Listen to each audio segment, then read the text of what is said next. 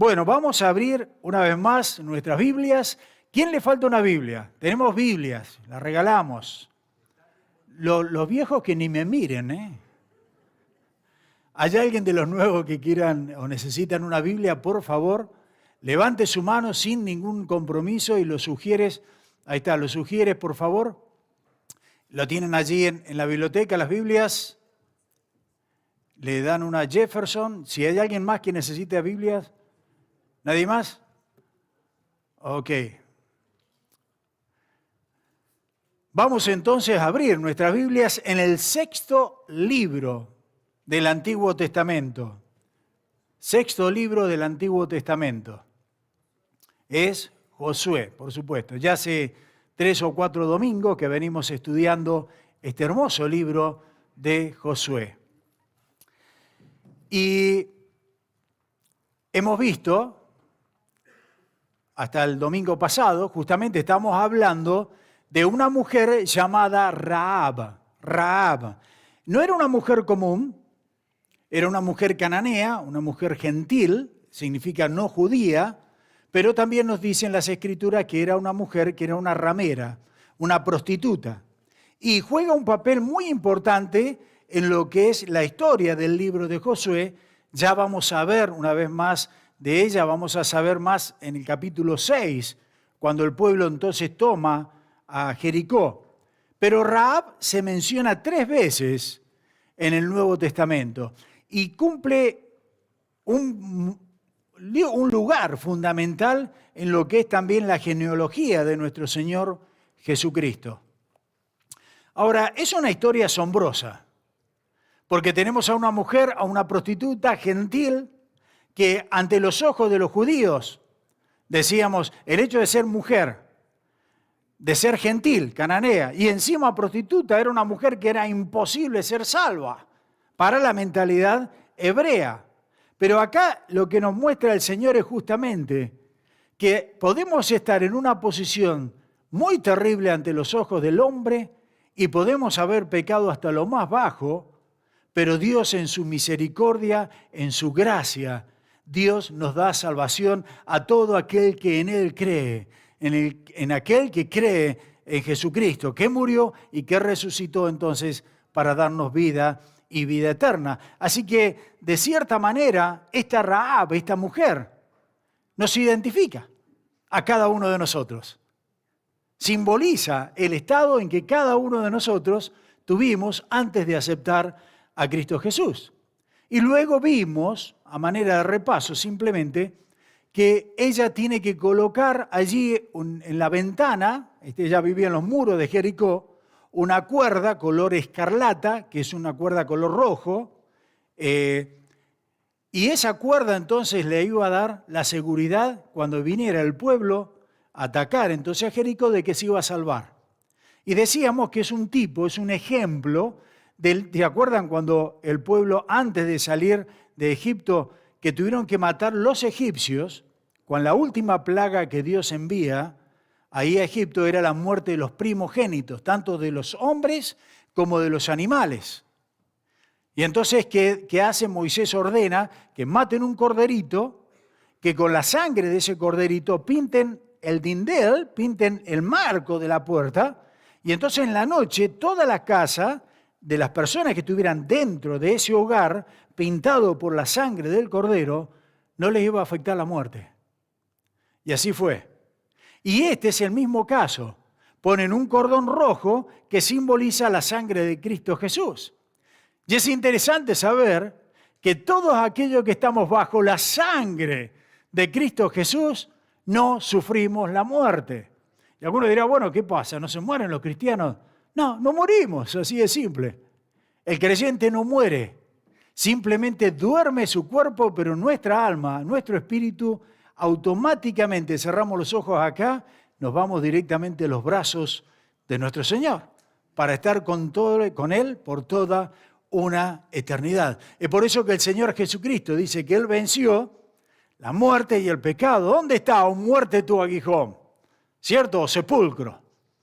Ahí está. ¿Por qué? Porque nosotros no morimos, todos aquellos que hemos confiado en el Señor. Así que vamos entonces ahora, vamos a dejar Rahab hasta el capítulo 6 y vamos a concentrarnos en Josué capítulo 3.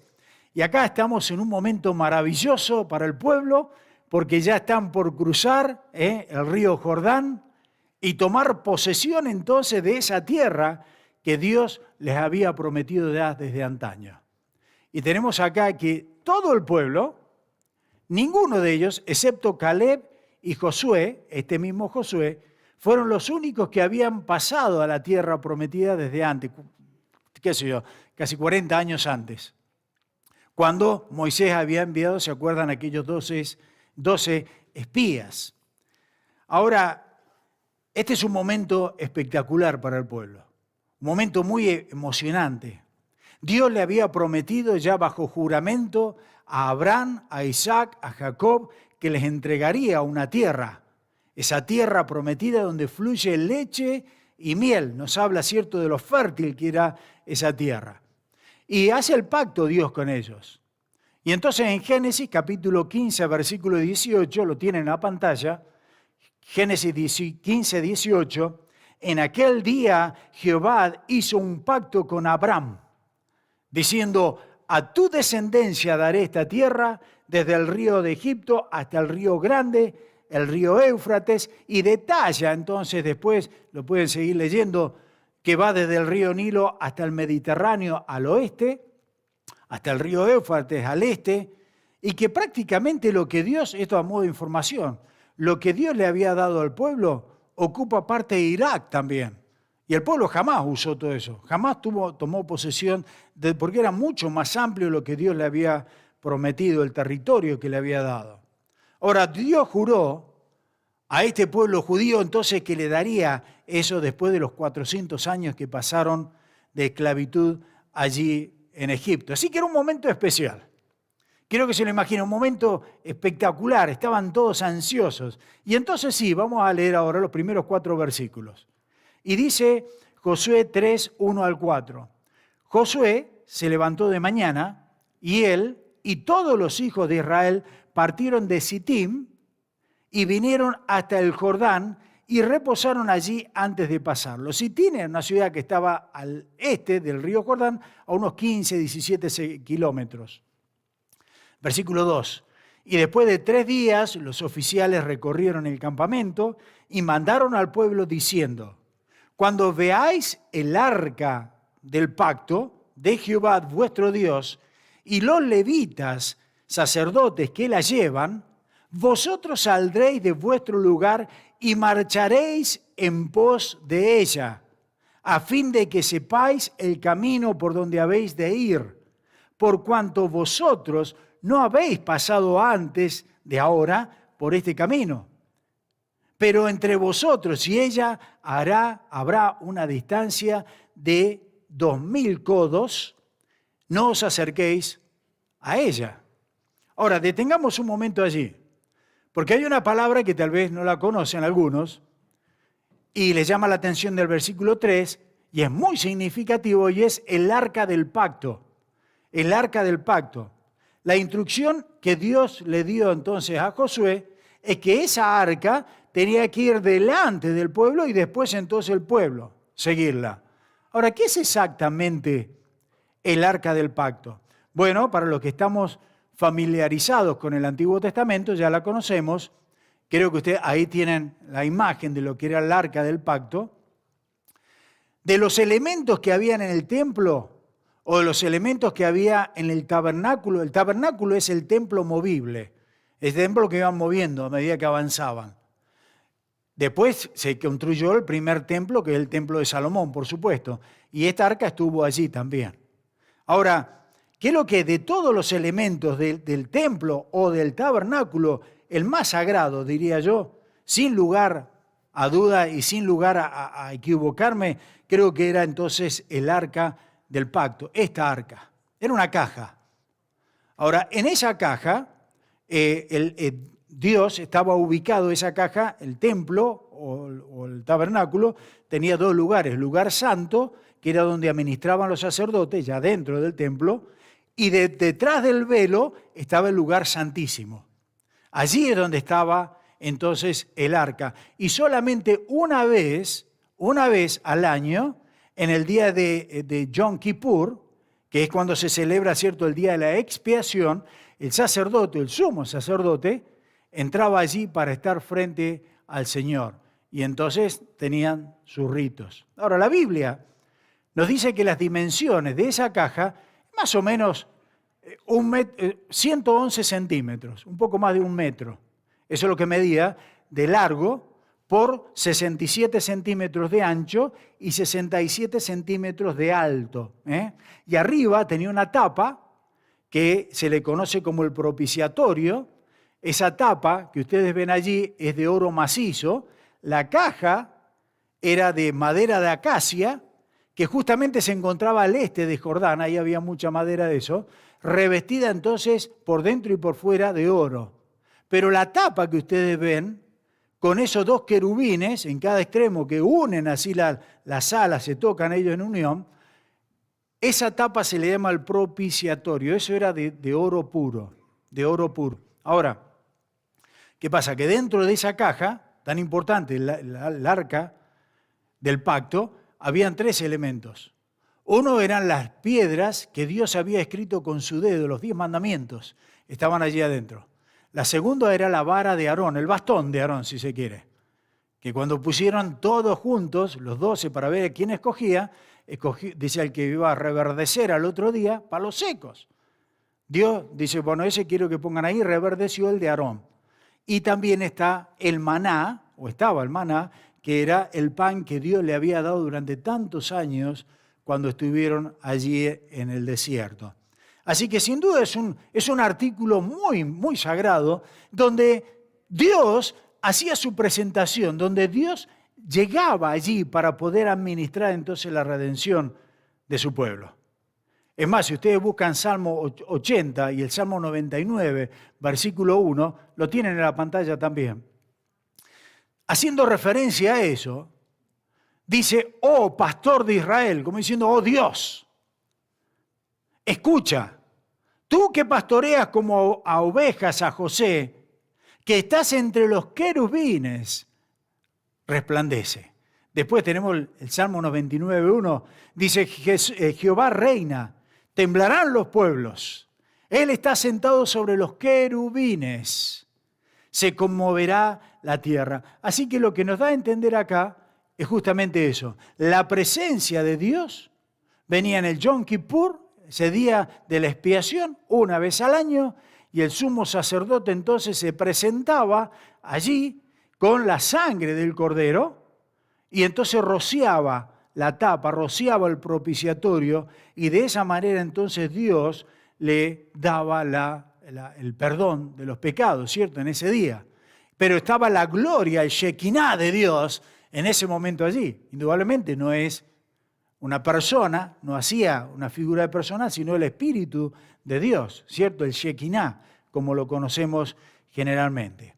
Ahora, lo interesante de esto, cuando uno va a Hebreos capítulo 8, versículo 5, hablando de todo eso, lo que significa todo eso, dice Hebreos 8:5, los cuales sirven a lo que es figura y sombra de las cosas celestiales.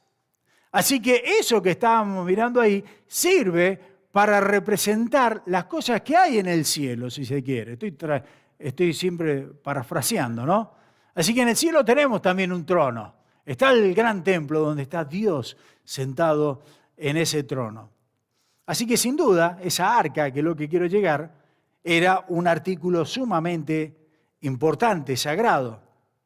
Y esa arca era la que tenía entonces que ir delante del pueblo para tomar entonces posesión de la tierra prometida. Ahora, ¿se dieron cuenta que el arca, no sé si pueden volver a la imagen? Bueno, ahí está. Volvé esa misma, ahí está. Se dieron cuenta que tenía unas argollas. Y entonces a través de la argolla pasaban ese palo, no sé, como una lanza parece que fuera, ¿cierto? Y entonces, ¿qué pasa? Que no podían tocarla. Ellos la tenían que levantar, ponerla sobre sus hombros y no tocarla. Porque si alguien tocaba el arca, quedaba ahí al instante muerto. Sagrado, la presencia de Dios. Y eso nos tiene que hacer temblar a nosotros cuando pensamos así. Bueno, hubo un caso que nos da pena.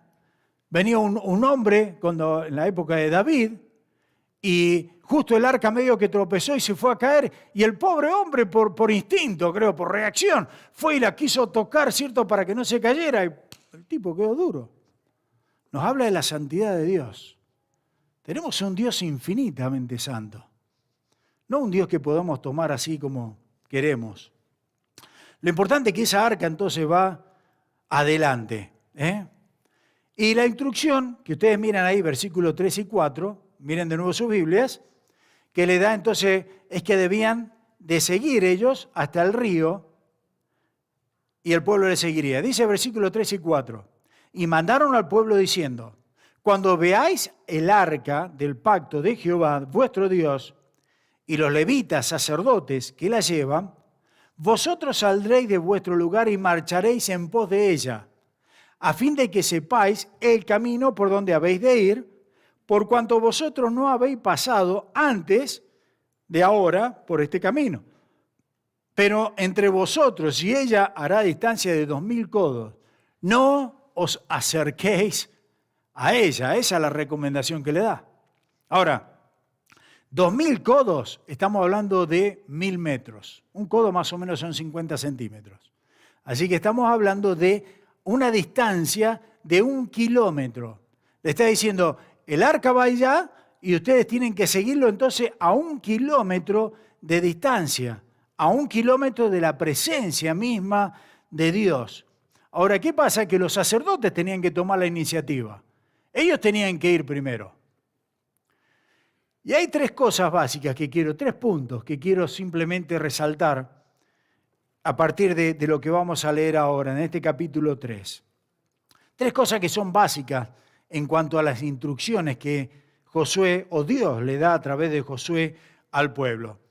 Y lo primero, el primer punto es seguir la guía de Dios. Seguir la guía del Señor, le puse allí. Ahora, esta es una buena advertencia, porque ellos dicen, fíjense en lo que estaba diciendo, va a ir el arca, la presencia de Dios primero, y nosotros, el pueblo, después. Eso es lo que dice acá. Ahora, es interesante, y es una advertencia para nosotros, porque el que tiene que ir adelante es Dios. Dios tiene el control, Dios tiene el poder, Dios tiene la capacidad. Dios es quien nos tiene que guiar en todo momento. Eso es lo que está simbolizando acá. A veces nosotros somos muy aventureros y a veces nosotros, ¿qué hacemos? Comenzamos a hacer cosas y esto es algo muy común que pasa en la iglesia y puede pasar en la vida común de cada uno de nosotros. Que tomamos decisiones por nosotros mismos, que hacemos cosas, empezamos un proyecto o nos encaminamos en cualquier proyecto por allí y cuando vamos a la mitad del proyecto decimos, Señor, bendícenos, Señor, cuídanos, Señor, esto y el otro, pero resulta que Dios está atrás y nosotros ya nos hemos adelantado y después queremos pedir la bendición del Señor. No tiene que ser así. Lo primero que nosotros tenemos que hacer es orar, pedir la dirección al Señor y cuando el Señor abra los caminos, ahí estar seguro que Él lo va a bendecir porque por algo lo abrió Él. Y el Señor, todas las cosas que permite en nuestra vida son para bien. Así que tenemos que seguir al Señor, no que el Señor nos siga a nosotros. Dios siempre al frente. Así que la pregunta es, ¿qué estás haciendo? ¿Cómo está dirigiéndote Dios en tu vida? ¿Cómo nos dirige Dios en cada una de las situaciones? ¿Está abriendo una puerta o no? Necesitamos buscarlo, sin duda. Seguir el ejemplo, no adelantarnos. Y luego vamos a tener la bendición del Señor. Lo que pasa es que muchas veces queremos que Dios nos bendiga y muestre todo, ¿cierto?, de una manera así nomás y nos mandamos. No. Dios tiene que ser claro y es claro, sin duda, y nosotros siguiéndole fielmente a Él. Miren, acá dice a 1 kilómetro, versículos 5 y 6. Y Josué dijo al pueblo, santificaos, porque Jehová hará mañana maravillas entre vosotros. Y habló Josué a los sacerdotes diciendo, tomad el arca del pacto y pasad delante del pueblo.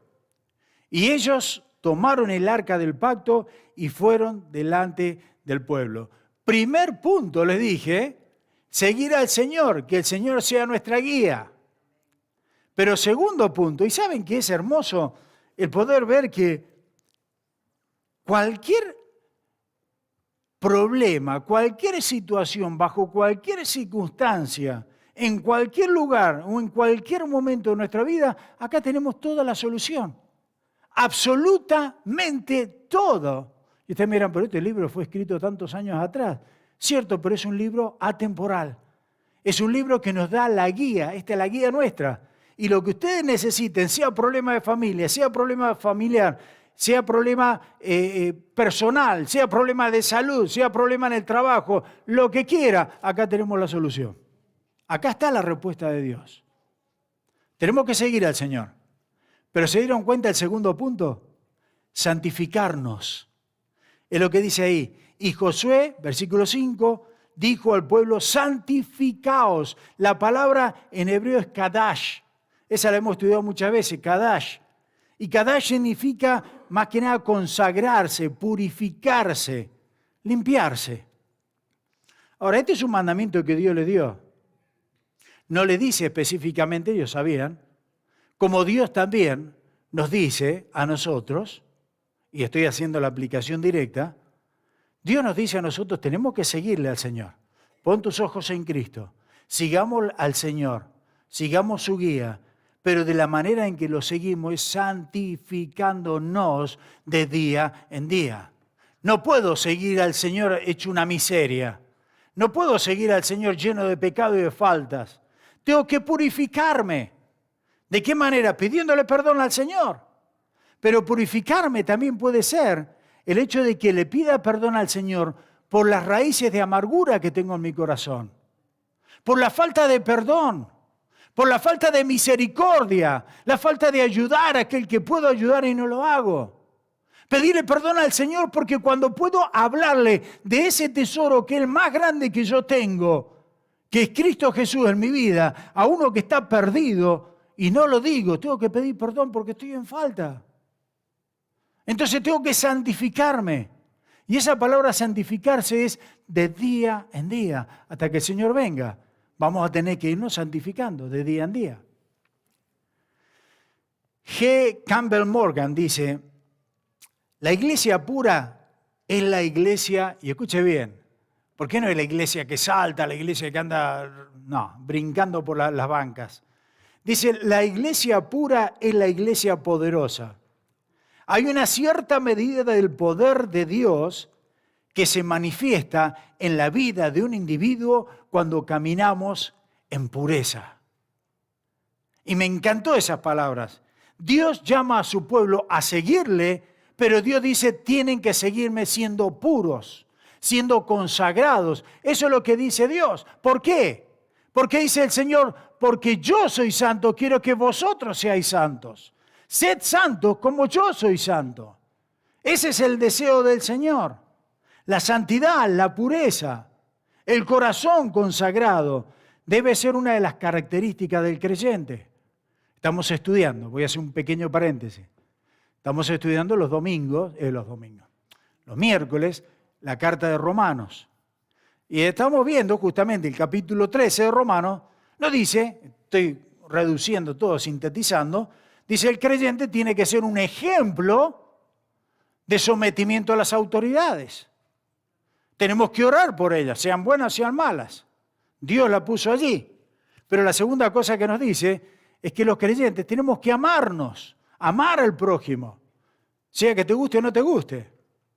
Y el creyente tiene el tercer punto, y los invito para que vengan, ya le estoy haciendo un repaso del 13. El tercer punto es que el creyente vive con es latente en su corazón de que el Señor ya viene.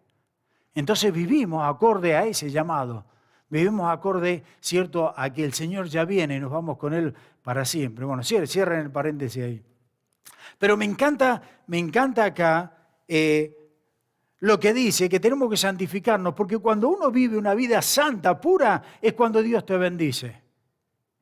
Por ahí pedimos la bendición a Dios cuando estamos caminando, algunos dicen como la mona, ¿no? Caminando por cualquier lado. Y pedimos que Dios nos bendiga. No, no nos va a bendecir así.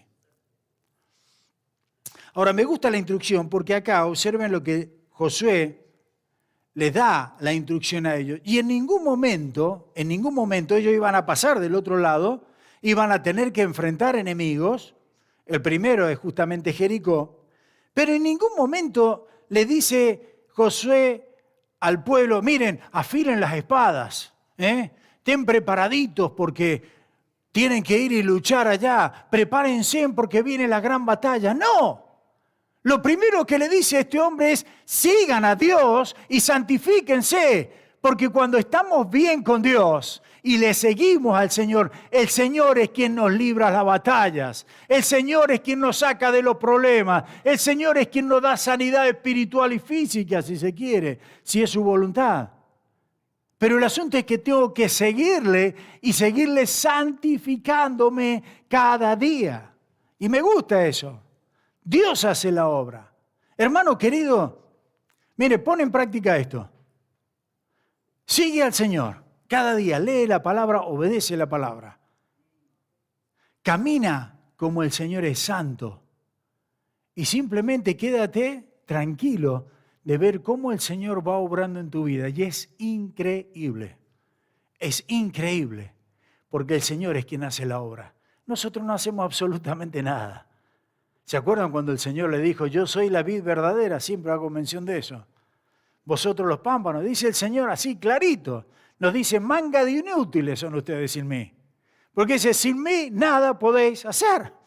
Y es lo cierto. Hermanos, ¿qué vamos a hacer nosotros? ¿Cómo vamos a enfrentar ciertas situaciones que no podemos? Pero en el poder del Señor todo lo puedo en Cristo que me fortalece. Así que sigamos más adelante en la instrucción y le dice al sacerdote, versículo 6, y habló Josué a los sacerdotes diciendo, tomad el arca del pacto y pasad delante del pueblo, y ellos tomaron el arca del pacto y fueron delante del pueblo. ¿Cuánto? 1 kilómetro más adelante. Versículo 7, entonces Jehová dijo a Josué, desde este día comenzaré a engrandecerte, y me encanta eso también. Le dijo Jehová a Josué, desde este día comenzaré a engrandecerte delante de los ojos de todo Israel, para que entiendan que como estuve con Moisés, así estaré contigo. Acá pues puedo parar y hacer un sermón solamente de ese versículo. Y te lo voy a leer de nuevo y quiero que lo entiendas. Entonces Jehová dijo a Josué, desde este día comenzaré a engrandecerte. No quiero extenderme, pero ¿se han dado cuenta cuántas personas hacen todo lo posible por llamar la atención? ¿Cuántas personas hacen todo lo posible por tener más y tener más y tener más y quieren ser el centro de atención de todo el mundo? ¿Se dieron cuenta? ¿Qué dice el Señor acá? Desde este día comenzaré a engrandecerte. Mira al Señor, vive santamente, santifícate y el Señor te va a hacer lo suficientemente grande. No tenemos que buscar otra cosa. Y dice, desde este día comenzaré a engrandecerte delante de los ojos de todo Israel, para que entiendan que como estuve con Moisés, así estaré contigo. Y es algo maravilloso.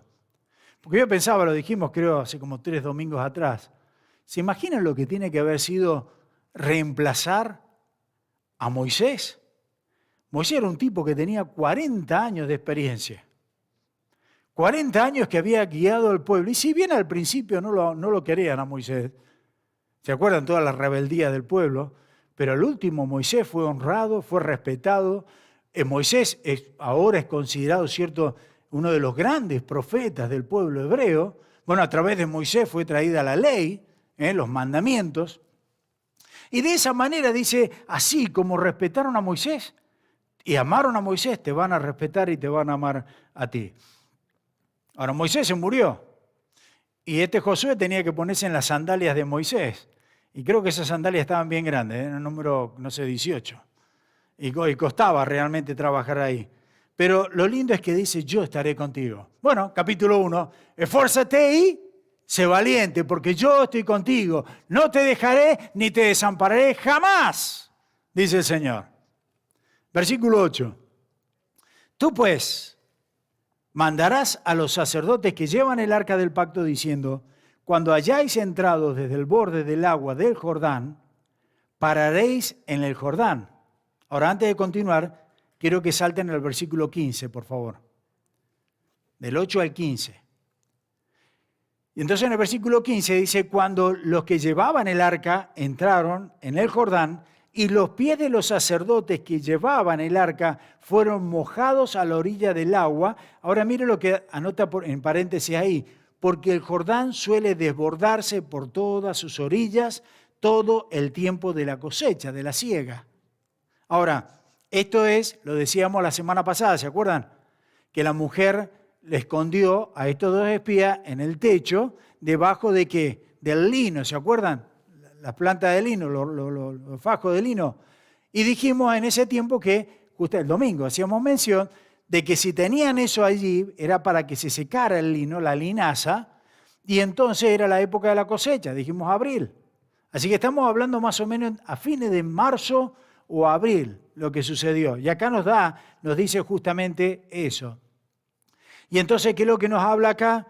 Que esta gente tenía que ir delante del pueblo, pisar allí la orilla, y entonces dice el versículo 8, cuando hayáis entrado hasta el borde del agua del Jordán, pararéis en el Jordán. ¿Qué dices?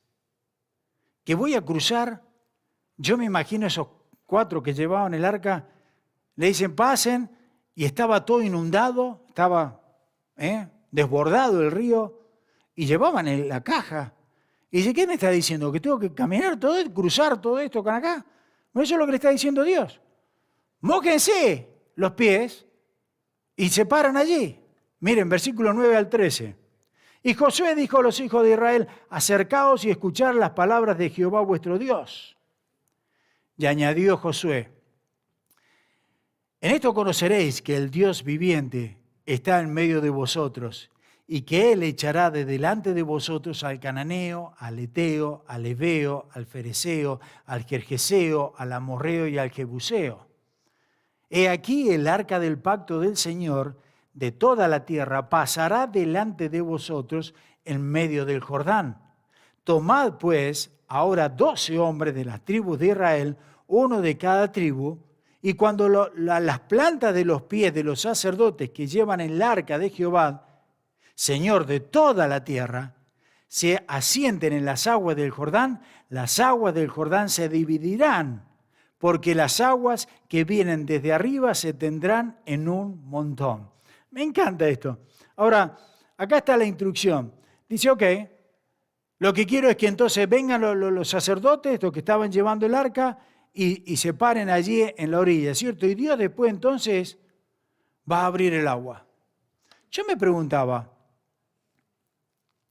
¿por qué Dios tenía que hacer que estos tipos se mojaran los pies y metieran, no sabían si podían caer, si el arca los tocaba, se morían o no? ¿Por qué tenían que entrar al agua cuando tenemos un Dios todopoderoso que puede decir, vamos, abrite agua, se abre, pasan en seco y listo? Los sacerdotes también. ¿Se dieron cuenta? No. Tuvieron que meterse ellos allí.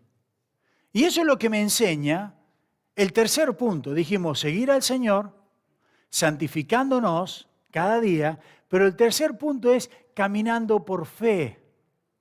Caminando por fe, porque ellos no sabían cómo Dios iba a hacer eso. Ellos obedecieron. Simplemente Dios les dijo, vayan, pisen, y cuando pisen vamos a ver. Eso es caminar por fe. Y me gusta porque cuando vemos en el caso, por ejemplo, ¿se acuerdan de Abraham mismo? En el caso de Abraham, cuando Dios le dijo, a ver, Abraham, te he escogido, levanta campamento y vete. Y vamos a ver. Dios no le dijo jamás dónde te vas a ir. No le dijo, mira, te voy a dar esto. Simplemente le dijo, levanta campamento y móvete. ¿Qué hizo Abraham? Creyó y su fe le fue contada por justicia. Levantó campamento y se movió. Y ya una vez que estaba en camino, bueno, Dios le dijo, quiero que vayas en tal y tal lugar. Eso es caminar por fe. Y a mí me gusta porque si confiamos en el Señor, si caminamos por fe en el Señor, en las instrucciones que el Señor nos da, vamos a caminar bien, vamos a caminar seguros, no vamos a tener tantos problemas como el mundo tiene. Y acá me gusta porque cuando caminamos por fe, el Señor obra. Y ahí es cuando el Señor empieza a obrar milagros, cuando tenemos fe en Él. Acá dice que pasaron por el lecho seco. Miren versículo 14 en adelante. Y aconteció cuando partió el pueblo de sus tiendas para pasar el Jordán, con los sacerdotes delante del pueblo, llevando el arca del pacto, cuando los que llevan el arca entraron en el Jordán, y los pies de los sacerdotes que llevaban el arca fueron mojados recién allí, en la orilla del agua, porque el Jordán suele desbordarse por todas sus orillas todo el tiempo de la siega. Versículo 16, las aguas que venían de arriba se detuvieron como en un montón, bien lejos de la ciudad de Adán, la ciudad de Adán, que está al lado de Zeratán. Y los que descendían, dice, y las que descendían al mar de Arabá, el mar salado, se acabaron y fueron divididas, y el pueblo pasó en dirección de Jericó. Versículo 17. Mas los sacerdotes que llevaban el arca del pacto de Jehová estuvieron en seco, firmes en medio del Jordán, hasta que todo el pueblo hubo acabado de pasar el Jordán y todo Israel pasó en seco. A mí me emociona esto. ¿Sabe? Ahora, cuando habla acá, ya vamos a ver un poquito de eso, pero cuando habla acá, dice, en la ciudad de Adán, es decir, de donde estaba el pueblo, más o menos 25 kilómetros por el río, 25 kilómetros, estaba esa ciudad. Allá a los 25 kilómetros Dios cortó el agua. Allá a los 25 kilómetros que se hizo el montón de agua, como nos dice acá. ¿Por qué Dios retrocedió 25 kilómetros? Bueno, alguien hizo los cálculos, no lo hice yo. Y si les gusta la matemática, bueno, acá aprovechen. Pero lo cierto es que, ¿se acuerdan que cuando el pueblo salió de Egipto, eran, dice, según Números 11, bueno, cuando el pueblo salió de esa tierra que fue Egipto por la hambruna, eran 70 nada más. 70, que era el tiempo de José. Pero cuando el pueblo los libera Dios, ya según Números 11, dice que eran 600.000 hombres. De esos 70 eran 600.000 hombres, sin contar las mujeres y los niños. En ese tiempo no se tenía 1 o 2 hijos. Se tenían varios, 5, 6, 10. Bueno, ahí tenés Jacob, tenía 12, ¿cierto? Más las mujeres. En ese tiempo habían familias grandes.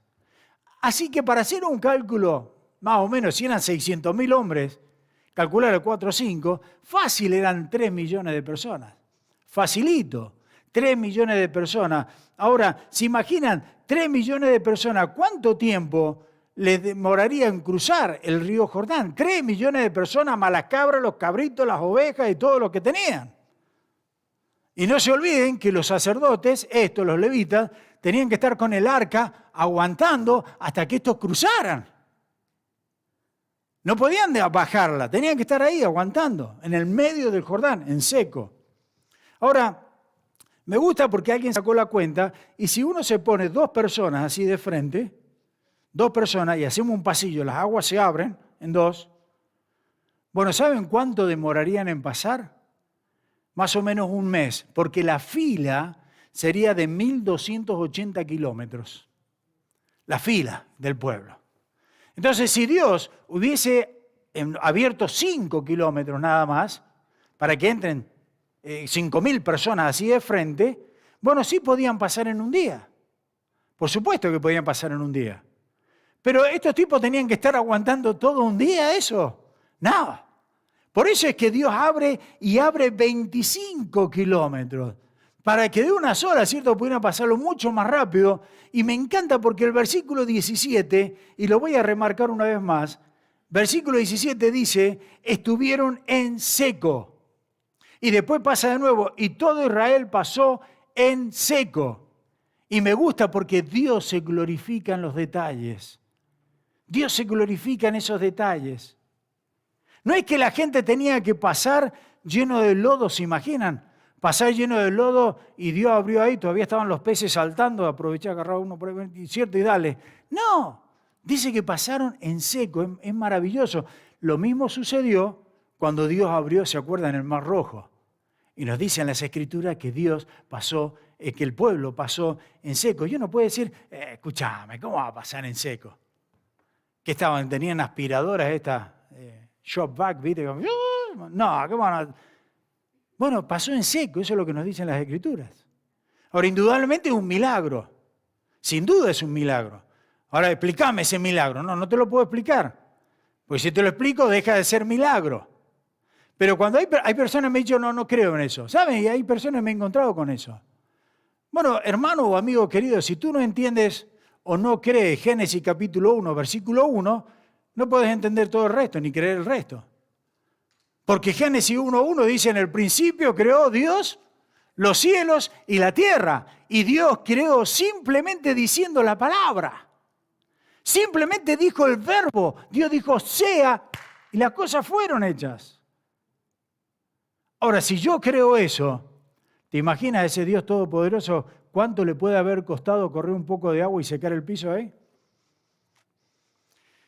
Maravilloso ese Dios que tenemos, ¿eh? Y ese es nuestro papá. Dice en el versículo, ahora al capítulo 4, voy a leer hasta el 9 y con esto termino. Cuando toda la gente hubo acabado de pasar el Jordán, Jehová habló a Josué diciendo, tomad del pueblo 12 hombres, uno de cada tribu, y mandadles diciendo, tomad de aquí, de en medio del Jordán, del lugar donde están firmes los pies de los sacerdotes, 12 piedras, las cuales pasaréis con vosotros y levantadlas en el lugar donde habéis de pasar la noche. Entonces Josué llamó a los 12 hombres, a los cuales él había designado de entre los hijos de Israel, uno de cada tribu. Y les dijo Josué, pasad delante del arca de Jehová vuestro Dios, a la mitad del Jordán, y cada uno de vosotros tome una piedra sobre su hombro, conforme al número de las tribus de los hijos de Israel, para que esto sea señal entre vosotros. Y cuando vuestros hijos preguntasen a sus padres mañana diciendo, ¿qué significan estas piedras?, les responderéis que las aguas del Jordán fueron divididas delante del arca del pacto de Jehová. Cuando ella pasó el Jordán, las aguas del Jordán se dividieron y estas piedras servirán de monumento conmemorativo a los hijos de Israel para siempre. Versículo 8, y los hijos de Israel lo hicieron así como Josué les mandó, tomaron 12 piedras del medio del Jordán, como Jehová lo había dicho a Josué, conforme al número de las tribus de los hijos de Israel, y pasaron al lugar donde la acamparon y las levantaron allí. Josué también levantó 12 piedras, escuche, Josué también levantó 12 piedras en medio del Jordán, en el lugar donde estuvieron los pies de los sacerdotes que llevaban el arca del pacto y han estado allí hasta hoy. Ahora, al menos hasta el momento en que fue escrito estaban allí. Han habido inundaciones, no sé, me encanta pensar que por ahí si todavía está en algún descubrimiento arqueológico puede ver eso, sería fantástico, ¿no? Pero lo que dice acá, para parafrasear esto, van a ser 2 pilas de piedra, una va a ser del otro lado, toman las piedras acá del medio del río, que está todo en seco, y lo hacen del otro lado donde van a pasar la noche, que después es Gilgal. Acuérdense en ese nombre, ya lo vamos a ver más adelante. Pero lo importante es que dice, ¿por qué 12 piedras? Bueno, 12 piedras porque era una por cada tribu. Son 12 tribus, 12 piedras, indudablemente. Pero acá lo que llama la atención lo tienen que cargar en su hombro, no son piedritas chiquitas, algo así, sino son piedras, rocas. La tienen que aguantar, ¿cierto? Y llevarla y ponerla de tal manera que hacían un montón de piedra ahí. ¿Por qué? Dice el Señor, quiero que la recuerden, que recuerden lo que yo hice acá. ¿Pero por qué Dios pide eso? Y yo pensaba, porque es muy fácil para nosotros es la tendencia humana a olvidarnos de las cosas buenas que Dios hace por cada uno de nosotros. Tan fácil para nosotros olvidarnos por eso es que la Escritura dice, den gracias en todo y por todo, en las buenas y en las malas. Pero aprendamos a dar gracias, a reconocer todo lo que el Señor nos ha dado. Entonces dice, hagan esas piedras ahí. Pero no dice para que ustedes hagan sacrificios o para que adoren esas piedras. No, simplemente un recordatorio de lo que yo he hecho entonces delante de ustedes.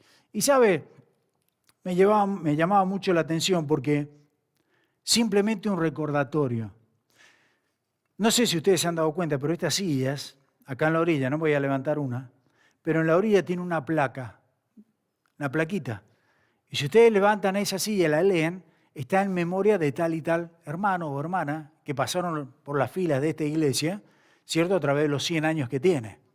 Es más, el cuarto que renovamos aquí al lado, que es hermoso, la verdad que es un lugar muy cómodo, donde está la estufa de leña, el fireplace, ¿se dieron cuenta del nombre que tiene eso? ¿Algunos saben el nombre que tiene ahí? Briley Room. Ese es el Briley Room. Pero Briley es el primer pastor que estuvo en esta iglesia hace 100 años atrás. Entonces nadie está diciendo tenés que adorar la silla, porque no, es un recordatorio de este hermano, es un recordatorio de aquel hermano que fue pastor, simplemente un recordatorio. Y Dios dice, van a levantar eso. Y me vino a la mente que yo tengo la oficina allá arriba, esta patita, es un pie. Y este pie lo trajimos allá de Cuba, lo trajeron los hermanos de la iglesia hace muchos años atrás. Y como colaboramos con ellos y éramos parte de la misión de Cuba, entonces nos dieron esto para recordarles a ellos. En el segundo viaje misionero no me alcanzó para la patita, pero me traje una piedra de Cuba. Y la traje, esta de las margaritas, para los que conocen allá, de las margaritas. La traje, pero ¿saben para qué? Simplemente para recordarlos a ellos, que tengo que orar. Y cada vez que veo la piedra, entonces elevo una oración a los hermanos, ¿cierto? Es simplemente eso. Simplemente eso. Elevo una oración para ellos, para que el Señor los bendiga y todo eso en la obra allá. Pero es simplemente un recordatorio. Y pensaba, ¿no lo hacemos cada primer domingo de la semana nosotros acá? Tenemos el pan y la copa, recordando el cuerpo y la sangre del Señor. ¿Por qué lo hacemos? Bueno, el Señor dice hacerlo en conmemoración mía, no te olvides. En definitiva, hermanos queridos, para cerrar entonces, mira, en primer lugar, pon los ojos en Cristo, sigue la guía del Señor, sigamos al Señor. Segundo lugar, vivamos en santidad al Señor. Sigamos en pureza, en consagración al Señor. Lo tienen los puntos allí, ¿no? Y el tercer lugar, caminar por fe. Caminar por fe. Todo lo que hagamos, hagamos por fe. El Señor lo va a hacer. Y no te olvides de todos los beneficios que el Señor nos da en cada momento. Y sobre todo la salvación que el Señor nos da en Cristo Jesús. Darle gracias al Señor. Así que bueno, vamos a orar. Padre eterno, queremos una vez más, Señor, estar delante de ti agradecidos ciertamente por todo lo que tú has hecho en la vida de estos hermanos de hace tantos miles de años atrás, como lo que haces en cada uno de nosotros ahora, Señor. Gracias porque eres el Dios Todopoderoso, el Dios que tiene control absoluto de nuestras vidas, del universo, aquel que sustenta, sostiene el universo entero. Gracias porque, a pesar de ser un Dios tan grande, diste a tu Hijo en sacrificio para que ahora nuestros pecados fueran quitados, no como en antaño, que se tenía que hacer sacrificio tras sacrificio, porque cuando presentaban esa sangre en el Yom Kippur o cualquiera otros días que lo hacían, eso simplemente tapaba el pecado, pero después pecaban al instante y tenían que hacer sacrificios más sacrificios. Pero gracias, Señor, porque un día enviaste al Cordero de Dios, al Señor Jesucristo, para que Él derramara su sangre una vez y para siempre, y no tapara, sino quitara el pecado de cada uno de nosotros.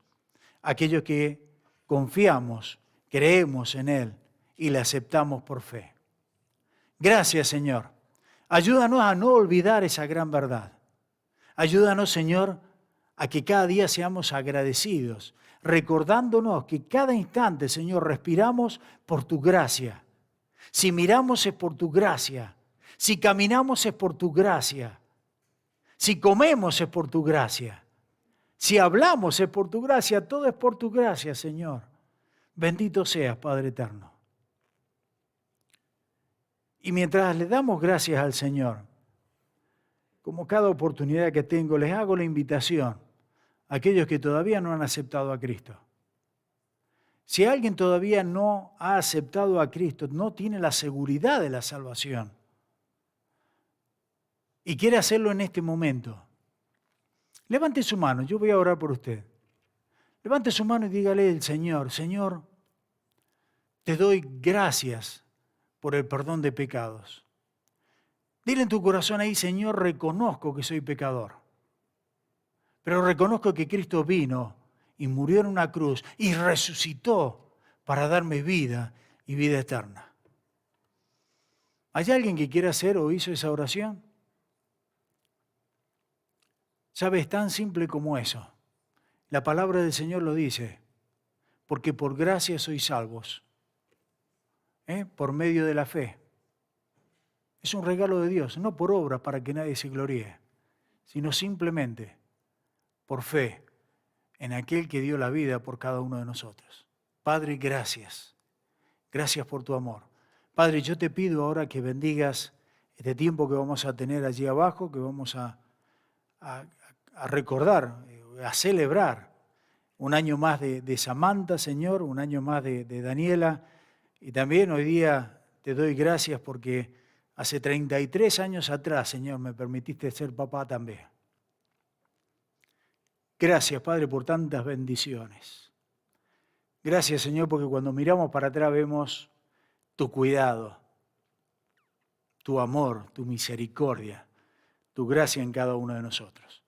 Así que, Padre, dejamos este tiempo agradecidos por considerar tu palabra. Toca nuestros corazones y ayúdanos, Señor, a ser personas que vivamos en santidad.